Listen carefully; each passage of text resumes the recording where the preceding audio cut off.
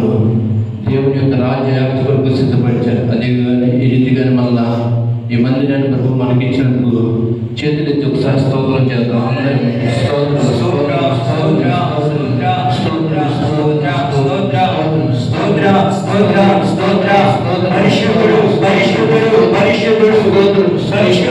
పరిశుద్ధుడు